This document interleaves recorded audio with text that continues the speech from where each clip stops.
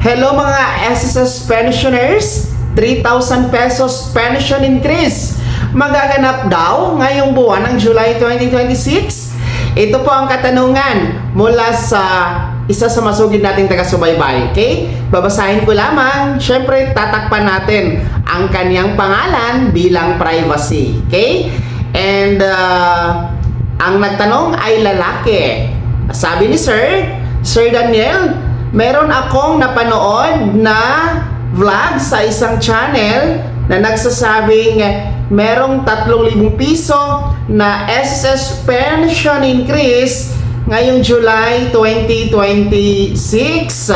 Totoo ba ito o fake news? Yan ang katanungan po ni Sir. Well, maraming salamat una sa lahat sa pagpapaabot dito sa ating YouTube channel sa iyong katanungan para po bigyan natin ng maayos na paliwanag yung tanong na yan kasi importante ito para sa inyo mga pensionado, para hindi na po kayo malito kung totoo or hindi. Well, una sa lahat, wala pong anunsyo ang SSS na merong dagdag pensyon para sa buwan ng July, walang pension increase for the month of July 2026. Kahit atin pong hahaluglugin ang mga pinost na anunsyo at advisory ng SSS sa kanilang official Facebook page, sa kanilang website, wala talaga. Pangalawa, wala pong binabalita sa ibang mga pahayagan, hindi ito nalathala at hindi ito naibalita sa mga national media networks. Kasi kapag merong ipapatupad, particular na schedule ng pension increase, ibabalita ito sa national TV, ilalathala ito sa mga diaryo, mga pahayagan, mga kablangs. Pero wala talaga. Okay?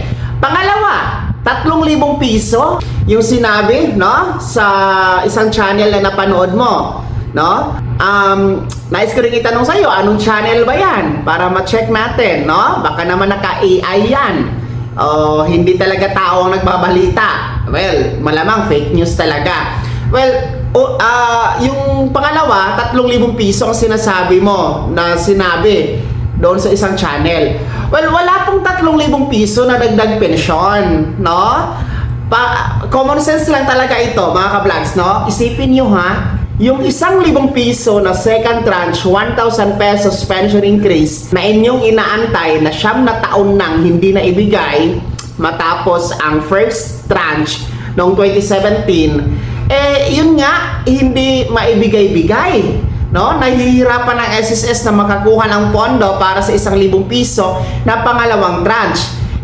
Ito pa kayang 3,000 piso na sinasabi na ibibigay ngayong July, napakalaking pondo ang kailangan dito, mga ka-vlogs.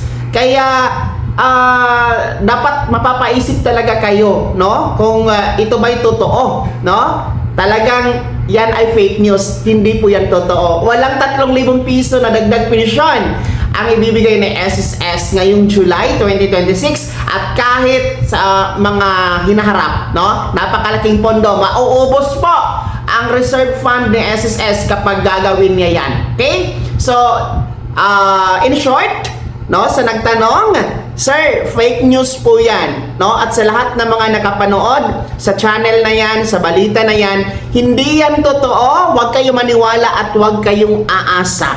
Mabuti na nga ito dahil tinanong po ni Sir sa atin, dahil dito sa aking YouTube channel mga vlogs, talagang hindi tayo AI, hindi po tayo nagbibigay sa inyo ng maling impormasyon. Kaya mabuti na din po yung clarification question ng nagtanong, nang sa ganon ay mabigyan kayo ng tamang guide, So ulitin ko, fake news yan, hindi yan totoo. Walang pension increase for the month of July 2026. And wala pong 3,000 piso na mangyayaring dagdag pensyon, mga ka-vlogs. Ang klaro po na pension increase yung pension reform program, which is tapos na tayo sa dalawang tranche o dalawang round. Ang first round noong September 2025, then the second round ngayong June, sa buwan na ito, 2026, at ang panghuli po na round ay September 2027 pa. Yun yung klaro talaga no? Isipin nyo ha, yung pension increase na yon na under the Pension Reform Program, yan ay inanunsyo ng SSS sa kanilang website, sa kanilang official Facebook page.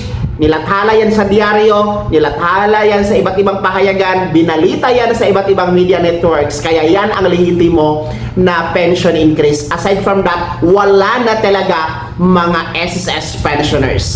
Kaya naman mga SSS pensioners, no? Kayo pa ay kapag nakakapanood kayo or nakakabasa kayo ng balita na may pension increase na 3,000 piso, 2,000 piso, ano ba ang nasa isip nyo? No? Kayo ba ay nalilito din kung totoo or hindi? O kayo ay naghahanap ng paraan para ito'y i-verify, no? Sa mga naghahatid ng balita regarding SSS. Then pangalawa, nais ko ding itanong sa inyo, sino-sino ba ang inyong mga channel na pinagkakatiwalaan, no? Sa pagbabalita ng inyong benepisyo.